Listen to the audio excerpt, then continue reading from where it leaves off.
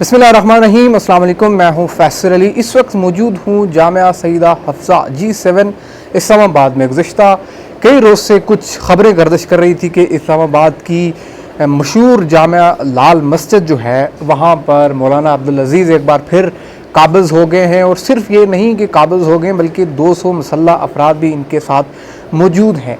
इस चीज़ को लेकर पाकिस्तान के कौमी मीडिया में कुछ ख़बरें सामने आईं जो कि काफ़ी ज़्यादा तशवीश का बायस बनी, और इंटरनेशनल इदारों ने भी इस पर कंसर्न्स जो हैं वो शो किए कि आखिर पाकिस्तान के मरकज़ में, कैपिटल में क्या हो रहा है। आज इसी मामले पर हम बात करेंगे मौलाना अब्दुल अज़ीज़ से। और ज़ाहिर है कि साइड बाय साइड बहुत सी डेवलपमेंट्स हो रही हैं।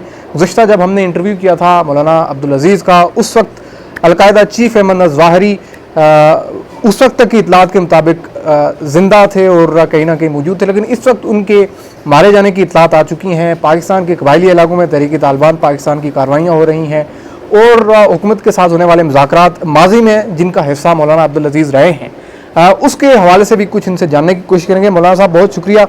पहले तो ये बताइए कि मंगल के रोज़ आप लाल मस्जिद के अंदर गए, आपके वहाँ जाने का मकसद क्या था और आप फिर वहाँ से आए क्यों, और फिर ये ख़बरें क्यों निकली?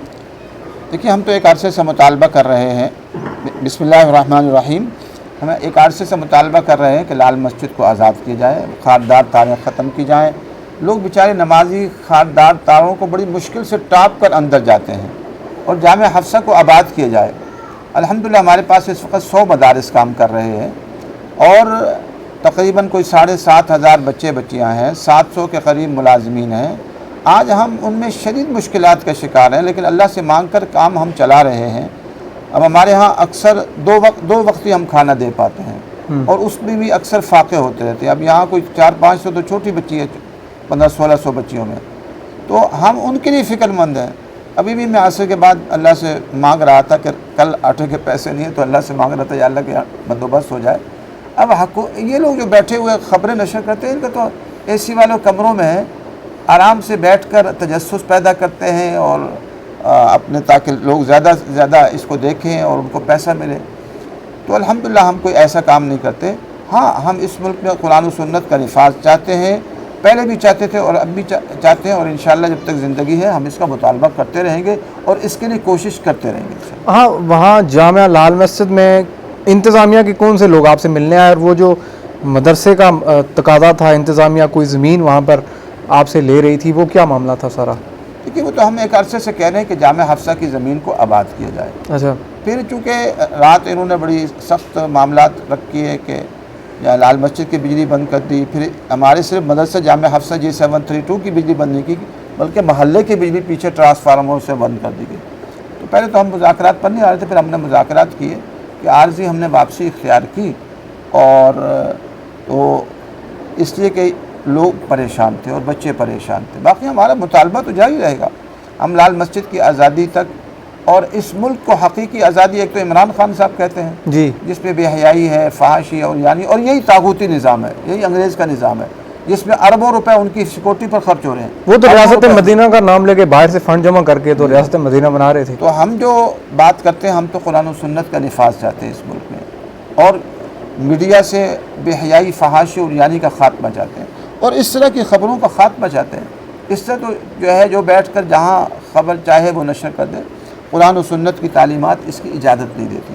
कोई भी ख़बर आए तो उसकी तहक़ीक़ होनी चाहिए, और हदीस में हुज़ूर सल्लल्लाहु अलैहि वसल्लम ने फरमाया कि इंसान के झूठा होने के लिए इतना काफ़ी है कि अन युहद्दिस बिकुल्लि मा समिअ, जो सुनिए उसको आगे बयान कर दे। कफ़ा बिल मर्इ कदिबन अन युहद्दिस बिकुल्लि मा समिअ। तो भाई आपने ख़बर सुनी, तहक़ीक़ नहीं की कि बावसूख़ ज़राए से, और वो भी बावसूख़ ज़राए से, और वो सारी झूठी ख़बरें हैं। अच्छा, जैसे आपने कहा कि यहाँ जामिया हफ्सा में तालबात के लिए, तुलबा के लिए खाने को नहीं होता, आपको फ़िक्र रहती है, बिजली काट दी जाती है, तो एक तरफ तो हम ये देख रहे हैं, फिर एक इमरान खान साहब में वो रियासत मदीना के बारे में कहते हैं कि हम रियासत मदीना बनाएंगे, मुल्क को हकीकी आबादी दिलाएंगे, और उनको बड़ा फंड भी मिलता है बाहर से। तो आपके लिए ऐसा नहीं हो सकता कि आपको भी फंड बाहर से? बात तो करते हैं, लेकिन सारा दजल है, फरेब है। अच्छा। हमने उनसे सिर्फ इतनी गुजारिश की कि हमारे जामिया हफ्सा G732 में 35 मकान है असातिज़ा उस्तानियों के, और तकरीबन 1600-1700 बच्चे हैं, और हमारे पास सिर्फ 4 मीटर हैं। उनका बिल जो है 15-16 लाख तक चला जाता। हमने कहा सिर्फ ये हमें मीटर दे दें। हालांकि इफ्तिखार चौधरी साहब, सुप्रीम कोर्ट का फैसला मौजूद है, इनका सारा खर्चा उठाया जाए। آپ ہمیں دے دیں، ہمارے اتنے بل بن جاتے ہیں، پھر ہمیں اساتذہ کو تنخواہ، استادیوں کو تنخواہیں دینی پڑتی ہے اور ان کا آٹے کا اخراجات پورے کرنے پڑتے ہیں، لیکن انہوں نے ہمیں 1 میٹر تک نہیں دیا۔ جو مدینے کی ریاست کی بات کرتے ہیں وہ 1 میٹر ہمیں دینے کو تیار نہیں ہے۔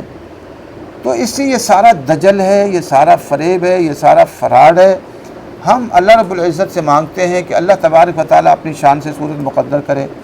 ہمارے یقیناً اس وقت مالی حالات بہت کمزور ہیں اور ہم اس بارے میں فکر مند ہیں اور اللہ سے مانگ رہے ہیں۔ ابھی 16 لاکھ کے ہمارے بل آئے، اور اس 16 لاکھ میں اگر دیکھا جائے تو 4-5 لاکھ کا جو بل ہوگا وہ تو ہوگا، باقی سارے ٹیکسوں پر ٹیکس، انواع و اقسام کے ٹیکس لگا دیتے ہیں۔ اچھا یہ بتا دیں ساتھ میں کہ اس سارے عرصے میں ظاہر ہے پچھلی دفعہ ہم آپ سے ملے تھے تو اب تک پچھلی دفعہ بھی مذاکرات شروع ہوئے تھے تحریک طالبان پاکستان سے، اس وقت تک بڑی ڈیولپمنٹ ظاہر ہے یہ ہوئی کہ القاعدہ کے چیف تھے ایمن الزواری، وہ مارے گئے، اور ماضی میں آپ کے ظاہر ہے کہ کچھ تعلقات کے حوالے سے اطلاعات بھی رہی ہیں۔ تو اس عرصے میں تحریک طالبان پاکستان نے ری گروپنگ بھی کیا ہے، لوگوں کو دوبارہ سے انہوں نے میدان میں اتار دیا ہے، پاکستان کے قبائلی علاقوں میں ہم دیکھ رہے ہیں۔ آپ سے کوئی رابطہ کیا انہوں نے؟ یہ میں نے عرض کیا کہ دیکھیں طالبان سے ہمارا کوئی رابطہ نہیں ہے، لیکن فکر اور سوچ ہے، وہ بھی اسلامی نظام کی بات کرتے ہیں، ہم بھی اسلامی نظام کی بات کرتے ہیں۔ تو اور بات ہے کہ ان میں بعض لوگ ایسے بھی پیدا ہو سکتے ہیں جو کہ نام طالبان کا ہو لیکن مقاصد کچھ اور ہوں۔ یعنی کہ آپ تحریک طالبان پاکستان کی بات کر رہے ہیں کہ ان کے مقاصد الگ ہیں افغانستان والوں سے؟ نہیں، دیکھیں میں نے کہا کچھ ان میں پیدا ہو سکتے ہیں، ان میں تو ایک طبقہ ہے جو اسلامی نظام چاہتا ہے، اسلامی نظام کے لیے کوششیں کر رہا ہے، لیکن کچھ لوگ ہیں چونکہ حکومت کے اپنے لوگ بھی بالکل مونچھیں ان کی صاف ہیں اور داڑیاں رکھی ہوئی ہیں، پگڑیاں باندھتے ہیں۔ یہ حکومت میں جو مولانا ہیں ان کے بارے میں آپ کہہ رہے ہیں؟ نہیں، بعض ہیں ان کی جو ہے بالکل انہوں نے شکل طالبان والی بنائی ہوئی ہے۔ اچھا، تو بات یہ ہے کہ اس ملک میں جب انصاف نہیں ہوگا، عدل و انصاف غریب کے لیے اور ہے، امیر کے لیے اور ہے، تو اس ملک میں طالبان پیدا ہوں گے۔ افغانستان میں طالبان کہاں سے آئے؟ آج سے پہلے تو وہاں طالبان نہیں تھے، لیکن جب ظلم و ستم کا نظام ہوتا ہے تو طالبان پیدا ہوتے ہیں، طالبان پیدا ہوتے ہیں اور یہاں پیدا ہوں گے، وہ پہلے سے زیادہ پیدا ہوں گے۔ اب جو یہ جو ہے حکومت اس وقت سو رہی ہے، ایجنسیاں سو رہی ہیں اور کوئی بڑا تعاون نہیں کر رہے ہیں۔ الحمدللہ اس کی نسبت ہم لوگ تعاون کر رہے ہیں۔ آج بھی ہمارے اساتذہ کا پورا وفد توسا، راجن پور، رجحان، کشمور کی طرف روانہ ہوا ہے اور اس سے پہلے بھی جا چکا ہے۔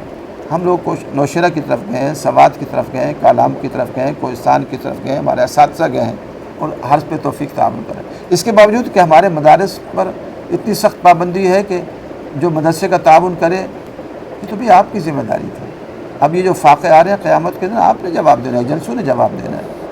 تو اچھا، کچھ آپ نے مناظرے کرنے کے حوالے سے کہا تھا داعش والوں کو اور طالبان والوں کو، داعش کچھ حدود سے تجاوز کر جاتی ہے بعض جگہ، اچھا، اور وہ یہ کہتی ہے کہ جی طالبان مرتد ہیں، کافر ہیں اور ان کی حکومت مرتد ہے، وہ واجب القتل ہے۔ تو میں نے کہا یہ آپ کا موقف صحیح نہیں ہے، غلط ہے۔ ہم طالبان کو صحیح سمجھتے ہیں، ٹھیک ہے، ہم مانتے ہیں ان میں ابھی کمزوریاں ہیں، جس طرح قرآن و سنت کا صحیح نفاذ ہونا چاہیے وہ نہیں کر پائے، لیکن 80%، 85% انہوں نے کیا ہے۔ ان کی کمزوریوں پر ہم ان کو متوجہ کرتے رہتے ہیں۔ جو بھی کمزور راستہ اختیار کرے گا تو ہم اس کو منازع مباہلے کے چیلنج دیں گے کہ آپ اپنے موقف کو تبدیل کریں۔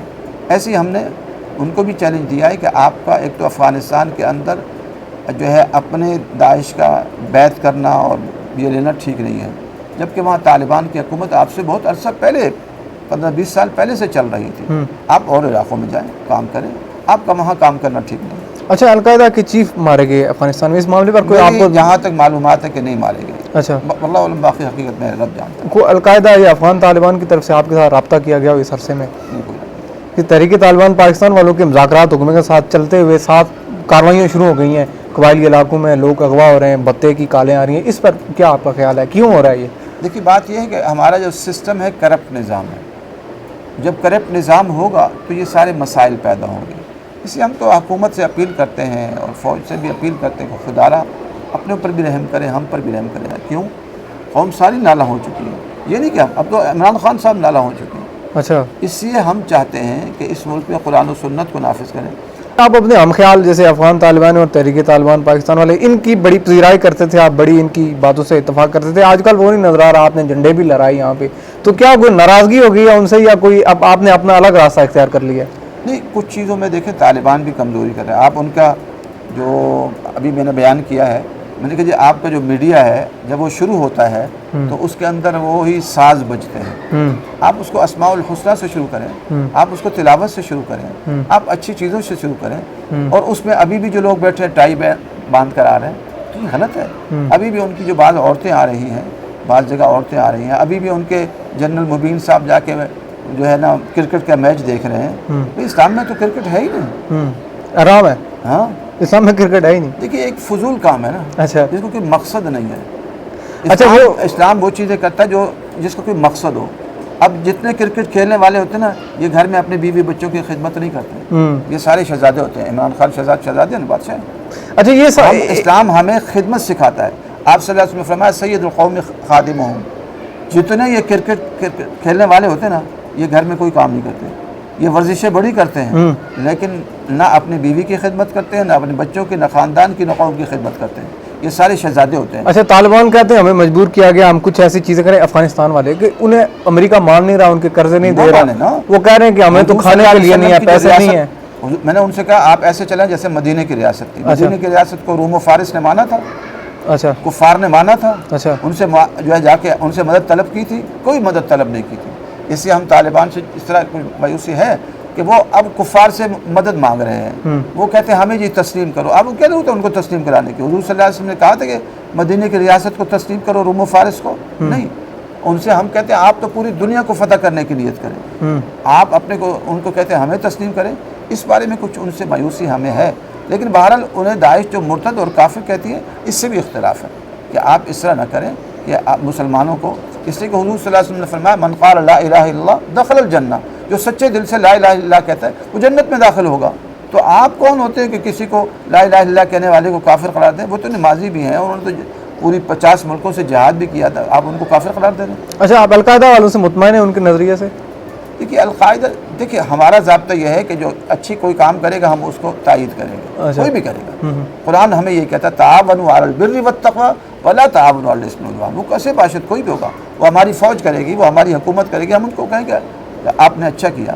لیکن ہمارے ہاں جو سسٹم ہے وہ سارا طاغوتی نظام ہے, عدالتی نظام. اب دیکھیں ہمارے اربوں روپے کے اخراجات جیلوں پر ہو رہے ہیں. اسلام میں 1 سال سے زیادہ آپ کسی کو قید نہیں کر سکتے. ایک غریب تھا, اس سے غلطی ہو گئی, آپ نے اس کو قید کر دیا سال کے لیے اور 15-20 سال کے لیے. اس کی بیوی کہاں جائے, اس کے بچے کہاں جائے, جا کے غلط کام کریں, گناہ کریں. اچھا آخر میں یہ بتا دیں کہ تحریک طالبان پاکستان کے ساتھ حکومت کے مذاکرات کامیاب ہوں گے, اور کوئی آپ سے رابطہ کیا حکومت نے کہ آپ کچھ کرا دیں, کیونکہ پہلے آپ کے ساتھ ہیں مذاکرات میں؟ نہیں, ہم تو سمجھتے ہیں کہ یہ سارے کے سارے اسلامی نظام چاہتے ہی نہیں ہیں. اچھا یہ تحریک طالبان والے نہیں, یہ جو ہمارے حکمراں ہیں اور ایجنسی, یہ اسلامی نظام چاہتے ہی نہیں ہیں. اچھا یہ انگریز کا نظام چاہتے ہیں, یہ یہود و نصارہ کو خوش کرنا چاہتے ہیں. یہ پڑے ہوئے یعنی ہاں ان میں لوگ ہیں اچھے لوگ ہیں, ان میں اچھے لوگ ہیں, ہماری فوج میں ایجنسیوں میں اچھے لوگ ہیں, لیکن اکثریت کی بات ہو رہی ہے. اس لیے ہم تو اللہ تعالیٰ سے مایوس نہیں ہیں. اللہ تعالیٰ انشاءاللہ چاہے تو مصر کے حالات کو حضرت یوسف علیہ السلام کو جیل سے نکال کر بادشاہ بنا کر بدل دے. اب ان کی پارٹی بھی کوئی نہیں, ان کی جماعت بھی کوئی نہیں ہے. اللہ تعالیٰ تو قادر ہے. بہت شکریہ مولانا عبدالعزیز لال مسجد کے سابق خطیب اور موجودہ جامعہ حفظہ کے محتمم ہمارے ساتھ موجود تھے. بہت ساری چیزوں پر جو سوالات تھے, جیسے کہ تحریک طالبان پاکستان کے ساتھ فی الحال ان کا کوئی رابطہ نہیں ہے, القاعدہ یا داعش کے کسی بھی ان کے بقول کوئی ان کے ساتھ رابطہ نہیں ہے, اور موجودہ جو مذاکرات چل رہے ہیں حکومت اور تحریک طالبان پاکستان کے, اس حوالے سے بھی اس وقت ان کا کوئی رول نہیں ہے. اور جو لال مسجد کا حالیہ ایک ماحول بنا, اس حوالے سے بھی انہوں نے صورتحال بڑی واضح کی ہے کہ دراصل کیا صورتحال تھی اور میڈیا میں اس کو کیسے پروپیگیٹ کیا گیا. پھر کسی نشست میں ان سے ملاقات ہوگی. ابھی تک کے لیے اتنا ہی. اللہ حافظ.